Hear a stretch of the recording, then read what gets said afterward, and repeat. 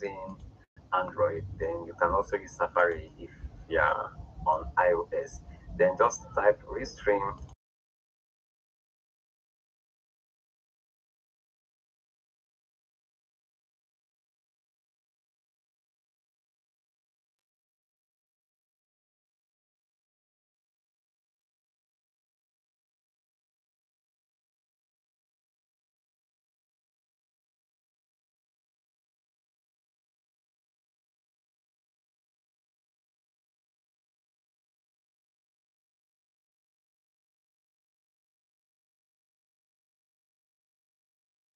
We absorb them, feeling them as if they were our own. First, it's a subtle shift, an unease creeping in, a heaviness pressing against the chest. The air feels charged, thick with something unseen but powerful. It's not just hearing the sharp tone in the person's voice or seeing the tension in their body, it's feeling the very heat of their emotions, their bitterness clinging like smoke in the air. The struggle begins when the line between self and other blurs. Their anger pulses inside, and their envy tightens like a vice around the heart. The empathetic person tries to hold onto their emotions threatened. The weight of others' turmoil settles in mind, replaying in thoughts that are not theirs, yet feel deeply personal. It's exhausting. Every word, every glare, every subtle shift in energy is felt too deeply. Even after the person is gone, their emotions linger like an echo, haunting the sensitive heart. Sleep is restless, thoughts are heavy, and the body feels drained, as if carrying a burden that isn't its own. And the hardest part? Knowing that they cannot fix it. The emotions they feel so deeply aren't truly theirs to heal, yet they remain entangled in them, struggling to separate, struggling to breathe. For an empathetic person, perceiving the emotions of a rage-filled, angry, or envious person is like standing in the middle of a storm without shelter. We don't just witness the emotional depth, feeling them as if they were our own. At first, it's a subtle shift, an unease creeping in, a heaviness pressing against the chest. The air feels charged, thick with something unseen but powerful. It's not just hearing the sharp tone in the person's voice or seeing the tension in their body, it's feeling the very heat of their emotions, their bitterness clinging like smoke in the air. The struggle begins when the line between self and other blurs. Their anger pulses inside, and their envy tightens like a vice around the heart. The empathetic person tries to hold onto their peace, but the intensity of the emotions threatens to drown them. The weight of another's turmoil settles in mind, replaying in thoughts that are not theirs, yet feel deeply personal. It's exhausting. Every word, every glare, every subtle shift in energy is felt too deeply. Even after the person is gone, their emotions linger, haunting the sensitive heart. Sleep is restless, thoughts are heavy, and the body feels drained, as if carrying a burden that isn't its own. And the hardest part? Knowing that they cannot fix it. The emotions they feel so deeply aren't truly theirs to heal, yet they remain entangled in them, struggling to separate, struggling to breathe.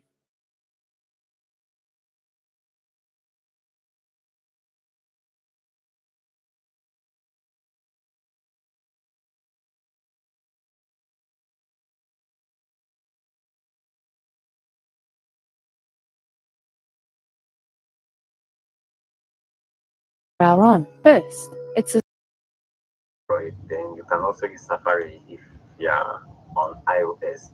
Then just type Restream.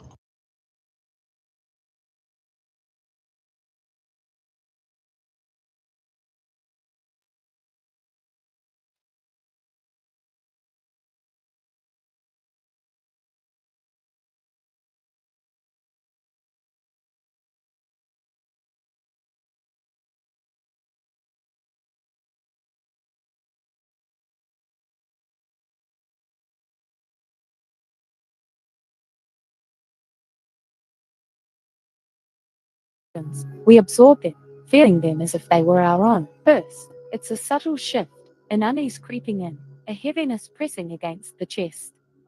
The air feels charged, thick with something unseen but powerful.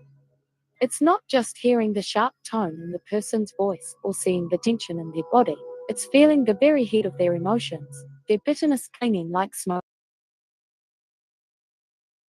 For an empathetic person, perceiving the emotions like standing in the middle of a storm without shelter. We don't just witness emotions, we absorb them, feeling them as if they were our own. At first, it's a subtle shift, a heaviness pressing against the chest. The air feels charged, thick with something unseen but powerful. It's not just hearing the sharp tone in the person's voice or tension in their body, it's feeling the very heat of their emotions, their bitterness clinging like smoke in the air. The struggle begins when the line between self and other blurs. Their anger pulses inside, and their envy tightens like a vice around the heart. The empathetic person tries to hold onto their peace, but the intensity of the emotions threatens to drown them. The weight of another's turmoil settles in mind, replaying in thoughts that are not theirs, yet feel deeply personal. It's exhausting. Every word, every glare, every subtle shift in energy is felt too deeply. Even after the person is gone, their emotions linger like an echo, haunting the sensitive heart. Sleep is restless, thoughts are heavy, and the body feels drained, as if carrying a burden that isn't its own. And the hardest part? Knowing that they cannot fix it. The emotions they feel so deeply aren't truly theirs to heal, yet they remain entangled in them, struggling to separate, struggling to breathe.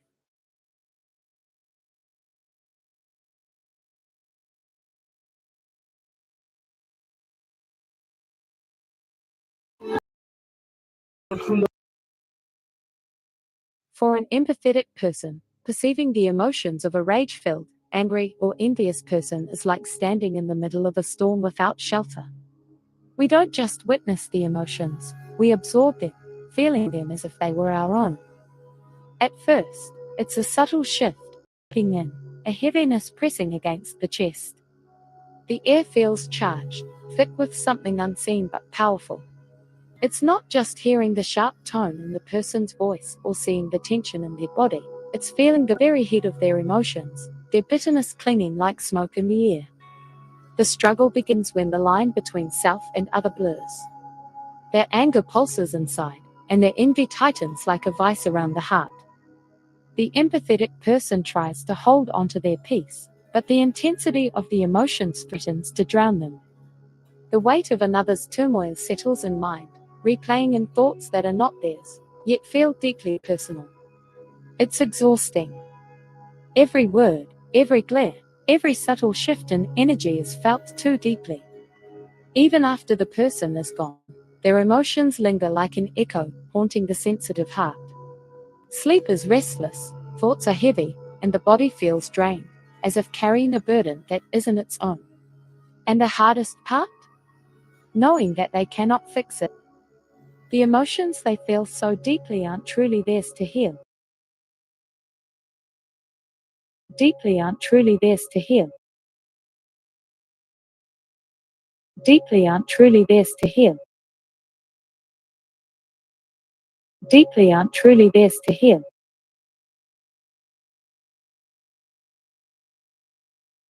For a person, perceiving the emotions of a rage-filled, angry, or envious person is like standing in the middle of a storm without shelter. We don't just witness the emotion, we absorb them, feeling them as if they were our own.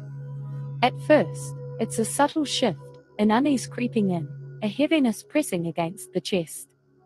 The air feels charged, thick with something unseen but powerful. It's not just hearing the sharp tone in the person's voice or seeing the tension in their body, it's feeling the very heat of their emotions, their bitterness clinging like smoke in the air. The struggle begins when the line between self and other blurs. Their anger pulses inside, and their envy tightens like a vice around the heart. The empathetic person tries to hold onto their peace, but the intensity of the emotions threatens to drown them. The weight of another's turmoil settles in mind, replaying in thoughts that are not theirs, yet feel deeply personal. It's exhausting. Every word, every glare, every subtle shift in energy is felt too deeply. Even after the person is gone, Their emotions linger like an echo, haunting the sensitive heart. Sleep is restless, thoughts are heavy, and the body feels drained, as if carrying a burden that isn't its own. And the hardest part? Knowing that they cannot fix it. The emotions they feel so deeply aren't truly theirs to heal, yet they remain entangled in them, struggling to separate, struggling to breathe.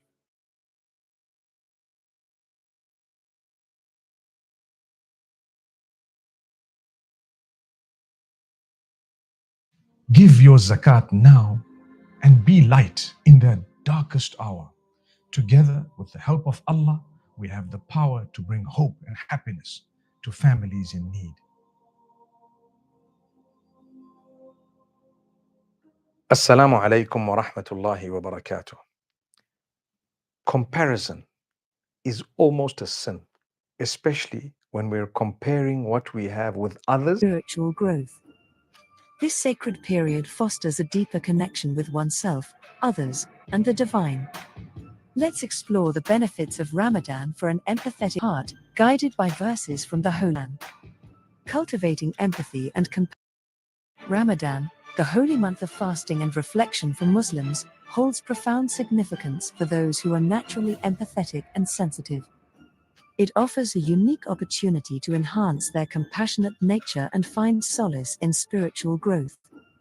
This sacred period fosters a deeper connection with oneself, others, and the divine. Let's explore the benefits of Ramadan for an empathetic heart, guided by verses from the Holy Quran. Cultivating empathy and compassion. Ramadan encourages Muslims to practice empathy and compassion by experiencing hunger and thirst. This shared experience fosters a deeper understanding of the struggles faced by those less fortunate. The Quran emphasizes the importance of compassion and helping others, and they give food in spite of love for it to the needy, the orphan, and the captive, saying, "We feed you only for the countenance of Allah. We wish not from you reward or gratitude." Quran 76:8-9. By aligning one's actions with this divine guidance, empathetic individuals can strengthen their compassionate nature and extend kindness to those in need. Finding inner peace and tranquility for sensitive souls, Ramadan provides a sanctuary of peace and tranquility. The act of fasting allows for a break from the distractions of daily life, offering a chance to focus on spiritual growth and self-improvement. The Quran highlights the importance of inner peace. Indeed, in the remembrance of Allah do hearts find 13:28. Through prayer, meditation, and reflection, empathetic individuals can find solace and serenity, nurturing their sensitive hearts. Strengthening community bonds. Ramadan is a time for fostering connections within the community. Empathetic individuals can deeply appreciate the sense of unity and togetherness that comes with communal prayers, iftar, breaking of the fast, and acts of charity. The Quran encourages unity and support within the community. The believers are but brothers, so make settlement between your brothers. And fear Allah that you may receive mercy. Quran 49:10. By engaging in communal activities, empathetic souls can strengthen their bonds with others, creating a supportive and nurturing environment. Acts of charity and generosity. Charity, sadaqah, and generosity are integral aspects of Ramadan. For those who are empathetic, the act of giving brings immense satisfaction and fulfillment. The Quran emphasizes the virtues of charity. The example of those who spend their wealth in the way of Allah is like a seed of grain that sprouts 7 ears. In every ear, there are 100 grains. Allah increases for whom He wills. Allah is all-encompassing and knowing. Quran 2-261. By engaging in acts of charity, sensitive individuals can experience the joy of helping others and making a positive impact on their lives. Spiritual growth and self-reflection. Ramadan is a time for introspection and spiritual growth. For empathetic and sensitive individuals, this period offers an opportunity to deepen their connection with their faith and seek personal betterment. The Quran encourages self-reflection and mindfulness, and those who strive for us, we will surely guide them to our ways. And indeed, Allah is with the doers of good. Quran 29:69. Through fasting, prayer, and reflection, empathetic souls can embark on a journey of spiritual growth, enhancing their sensitivity and compassion. conclusion, Ramadan is a sacred month that offers immense benefits for those who are naturally empathetic and sensitive. It provides a unique opportunity to cultivate empathy, find inner peace, strengthen community bonds, engage in acts of charity, and grow spiritually. By embracing the teachings of the Holy Quran, empathetic individuals can enhance their compassionate nature and find solace in the beauty of Ramadan.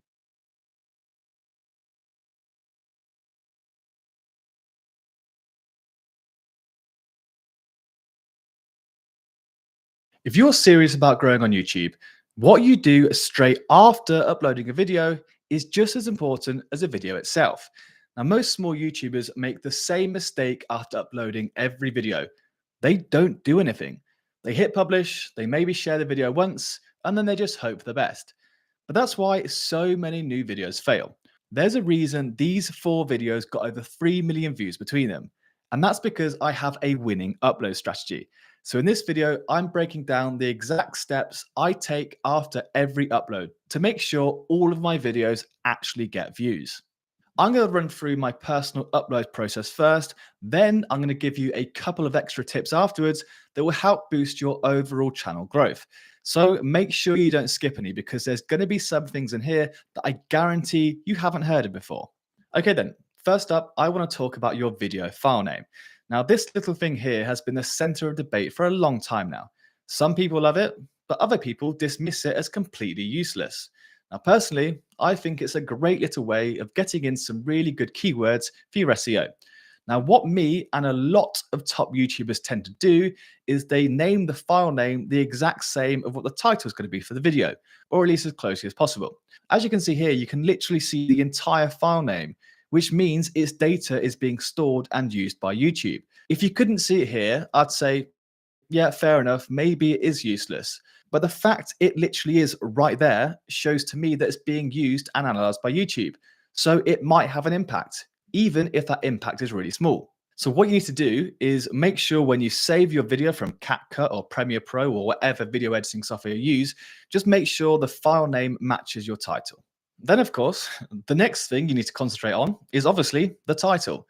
Now, I'm not going to beat around the bush here, guys. Your title and thumbnail are the most important things about your new video, especially if you're a new or a small YouTuber, because if you don't really have an audience yet, the only way people will click on your videos is if your title and thumbnails are good enough. So these are really important.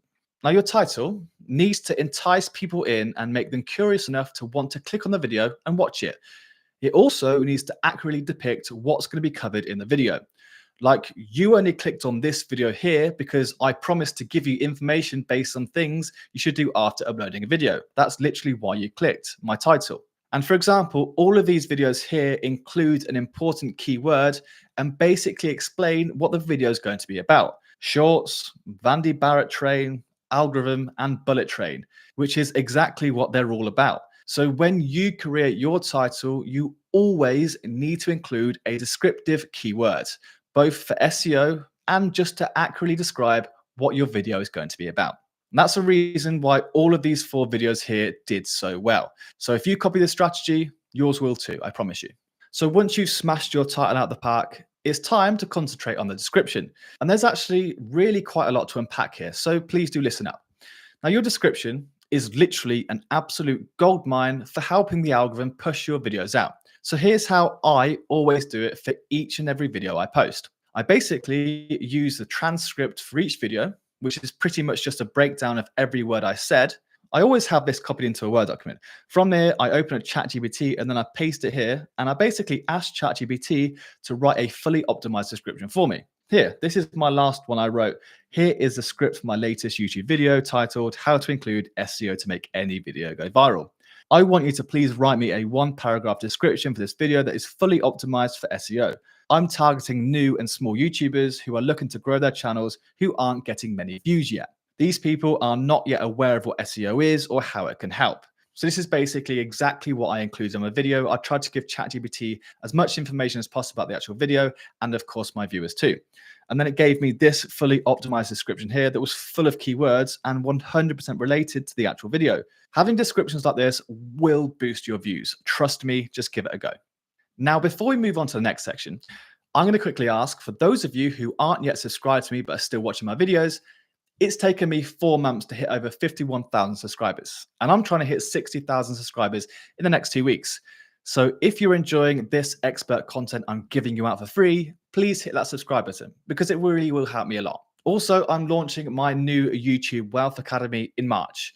It's going to be the best YouTube Academy out there for 2025, and I will teach you everything from how to gain your first 100,000 subscribers, how to make money without even being monetized, and much, much more. So if you want to take your channel to the next level and earn some really good money online, become a founding member of my academy. Just click on the Dan the Creator link in the description down below. And for those of you who are watching this video in the future, in March or any time after that, the Academy will already have been released. So click on the link and grab yourself a huge discount and join one of the biggest communities out there in 2025. Okay then, so once you've got ChatGPT to write you a killer description, you then need to add your links, hashtags, and other supporting content. So let's just unpack this all separately. So links. You always need to include as many links as necessary in your description. These should be links to your other content and links to stuff you mentioned in your video. Like I literally just said, you should click on the link in the description to join my academy. So I always need to make sure that link is included in the description. But one extra way to boost your watch time and your views is by having links to your other content in the description. But not just any links. These need to be deep links. But what exactly do I mean by deep links? Well, I want you to pay close attention to what you see on the right-hand side of images I'm about to show you. As you can see in example 1, when a viewer watches a video, on the right-hand side, you can just see other random videos from other creators. That means as soon as your viewer is done watching your video, they're probably going to be looking at the right-hand side there for a new video to click onto.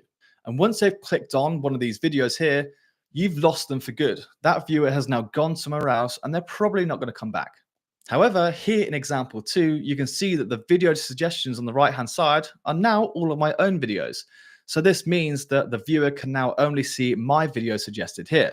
So once they finish watching this video or get bored and want something else, they're much more likely to click on to another one of my videos here and start watching that. So let's say even just 30% of your viewers do this, that's a huge amount of new watch time you're getting instead of having them just click off onto someone else's videos and losing them for good. Now you can do this by creating playlists and listing all of your videos in that playlist.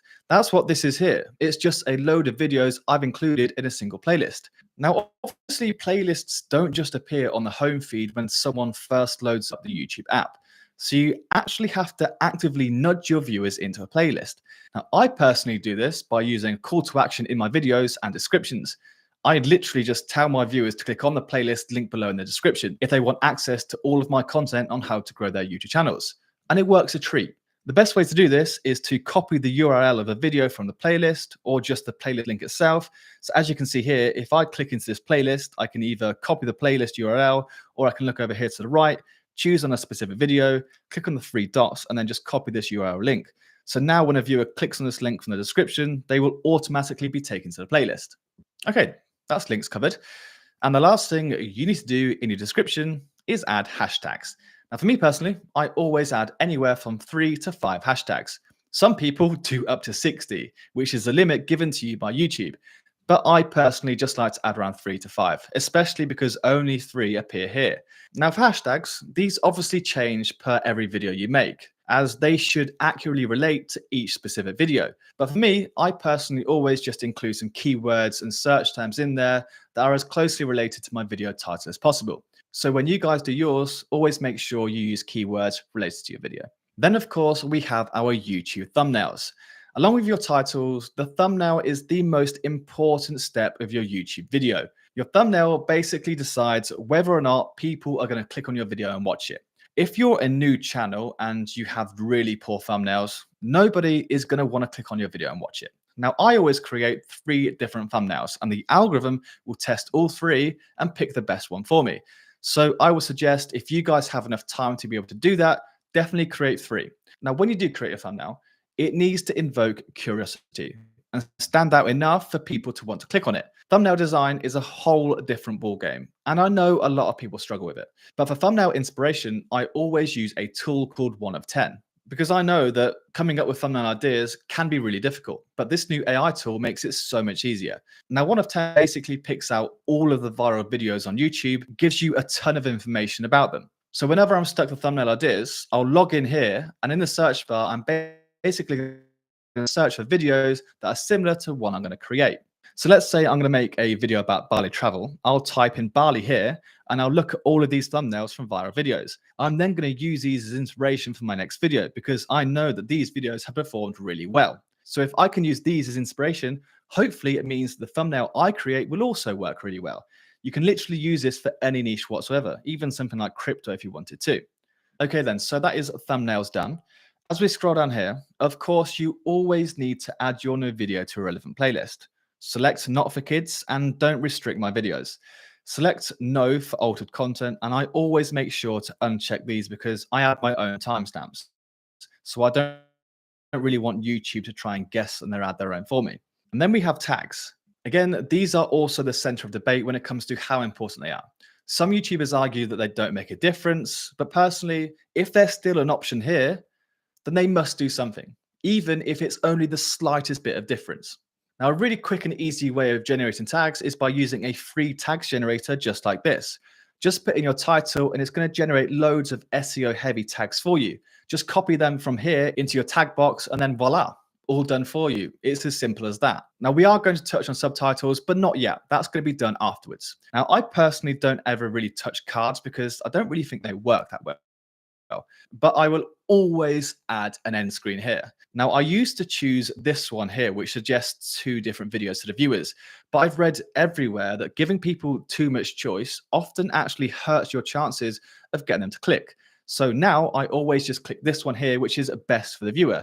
Now, all this is basically it suggests a new video to the viewer when they come to the end of a video like this. It's super useful for boosting views and watch time. So you always need to include an end screen, guys, and always just pick best for the viewer. Then once you've done all that, I would recommend under visibility here that you select private or unlisted before it goes live. You should always let it sit for anywhere between 2 to 24 hours before letting it go live. So this gives YouTube and the algorithm enough time to gather enough data as possible about the video before it goes live. And this way, all the checks are done. And when it finally goes live, the algorithm should know exactly who to push it out to. As it's gathered all of that information about the video, it should give it enough data to push it out to the right audience first time. So I always personally give mine anywhere from 2 to 24 hours just before I click live. So after that, once it's actually uploaded and it's out there, you're also now going to want to add subtitles for different languages, because having subtitles in different languages will help foreign viewers to watch and enjoy your video. And they're much more likely to come back and watch more of your content if they can understand you. So all you need to do once you've uploaded a video is go into it, click on subtitles down here, click on this one that says automatic captions. And these are basically the captions that YouTube has automatically transcribed from your video. It's all done for you by the algorithm. But this does mean it can often make mistakes. So just give it a quick read and make sure there's no like misspelled words or anything in there. Once you're happy, then click publish. Once that's published, you can then go down here and click on add language. And you have all of these to choose from. So make sure to always choose languages like Hindi for Indians, Indonesian, Filipino, or whatever country you have that watches your channel. Click into one and then click on the pencil under subtitles, click on auto translate and then click publish. Then you literally have brand new subtitles for a brand new language, all for free. And it will help massively in retaining those foreign viewers who want to watch your video but can't really understand your English. Okay then, so once you've done all of that and the video is finally uploaded and posted out for everyone to see, the second it goes live, I need you to rewatch it. Now, firstly, if you haven't yet, I need you to set up a second YouTube account. And this is going to be your support account. Every YouTuber has this, and it's basically used to give yourself some extra views and watch time. So once a video is uploaded on your main channel, open up your second channel, go in and watch it straight away. Let it play out in full, and of course, make sure to give it a like and drop a comment on it too. This is just a little bit of fully legal engagement boosting for you. It helps get your content off the ground within the first 24 hours. So if you're struggling for views, I would also suggest loading up on a separate web browser on your laptop or computer where you aren't actually logged into any channel and just watch your video as well, as this will also count as a view and help bump up your watch time. Now make sure whenever you do this that you always watch it until the end. This will help your average view duration too. The next really simple trick you might have heard of, but you might not have. This is where you can link your shorts to your long form videos. This is a great little way of getting that extra boost for your video. Now, it's no secret that shorts can bring in massive amounts of views, and YouTube has recently enabled creators to link their shorts to their long form videos, but I still see so many beginners forget to do this. So whenever you post a new video, I want you to go in and link that new video to all of your shorts. On my travel channel, I would always go in with every new vlog I posted. I'd go through all of my shorts and link this new vlog into them. So when someone watches one of my shorts, my new video will be listed there, and it will always be offered to viewers to click on if they want to see more. Now, obviously, it won't bring in millions of views, but it's just a really simple way of cross-promoting your long-form videos and your shorts and quickly getting a lot of exposure for them. Now, if you don't know how to do this, just go into your short on YouTube Studio, click over here on Related, and then select your most recent upload. So make sure to link every new video you post to all of your shorts. It will definitely help just getting you that extra few views. Now, on the topic of shorts, if you're not yet creating shorts, you're potentially missing out on a ton of new viewers. It's well documented now that shorts have the ability to bring in huge amounts of views. All of the biggest creators on YouTube upload clips daily, and the latest AI tool behind it all is Nexus Clips. Now, it's a new AI tool that basically analyzes your videos, picks the best segments out, and then creates up to 5 viral shorts from a single video. It's able to effortlessly repurpose horizontal videos into vertical videos that you could instantly upload as shorts. It also has a facial recognition, and it can even add animated subtitles automatically. I use this tool for all of my travel channel shorts, and I got millions of views doing so. Okay then, finally, once your video has been uploaded for a while, I would suggest you go through and respond to every single comment you get, good or bad, especially if you're a small YouTuber. Now, for me, I get thousands of comments per video, so it's quite literally impossible for me to go through and respond to every single one, but I do try my best. But for those of you who only get a few comments per video, you need to make sure you reply to each and every one of them. And when you do, just try to spark as much conversation as possible, so everyone chips in and comments. The more comments, the more engagement, and that's a good sign for the algorithm. So that's it, guys. Thank you very much for watching this video. I hope you enjoyed this episode, and I hope you learned something useful. Don't forget to sign up to my YouTube Wealth Academy with the link below. You'll receive a huge discount. I go over so much in that course, and I promise you, you'll love it. Thanks for watching, guys. I hope you enjoyed it, and I'll see you in the next one. Goodbye. If your channel isn't growing, chances are you're just following bad advice. Now, every day, thousands of small YouTubers give up, not because they aren't trying hard enough, but because they've been listening to really bad advice. Now, you've probably heard things like just post consistently or all you need is one viral video, but these lies are exactly what's been holding you back. So in this video, I'm exposing the worst YouTube advice that's keeping small creators stuck. So the very first bit of bad advice I'm going to expose is the gurus telling you all you need is one viral video. False. Now, a lot of you might not want to hear this truth, but unfortunately, it has to be said. And I'm going to show you the exact experience that happened to me too. Now, what might be surprising to hear is that actually having one super viral video could really hurt your channel in the future. So to explain what I mean, let's say your channel has like 200 subscribers.